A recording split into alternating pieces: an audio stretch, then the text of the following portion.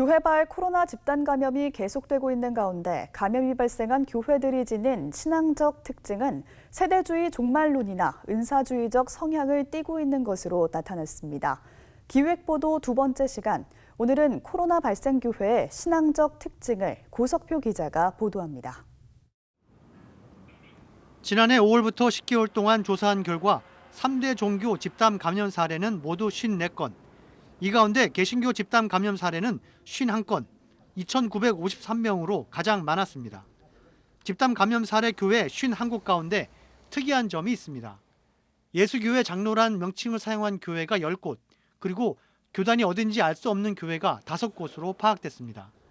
조사 결과를 분석한 한국기독교사회문제연구원 측은 이들 교회들이 국내에서 만들어진 군소교단에 속해 있거나 교단 소속이 어딘지 모를 가능성이 높다고 판단했습니다.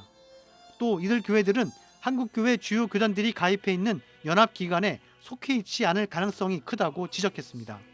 따라서 이들 교회들은 연합기관의 관계나 소통에서 많은 어려움이 있을 것으로 판단돼 공교회적 성격이 상대적으로 희박했을 가능성이 제기됩니다.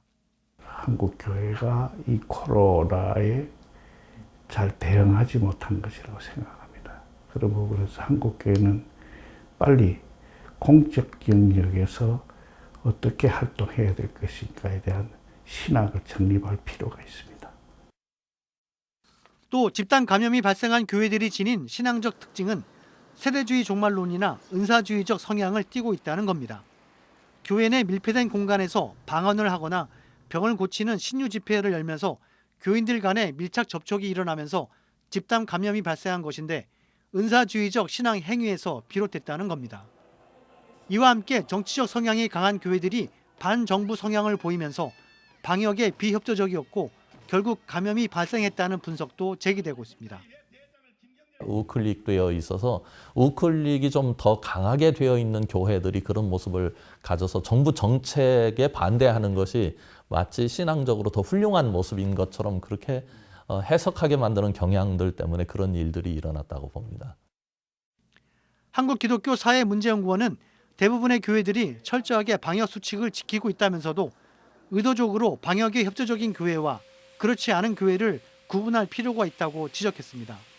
또 전문적인 지식이 부족했거나 신앙적 양태의 차이로 코로나가 발생한 경우에도 적절한 도움과 예방 조치가 필요하다고 강조했습니다.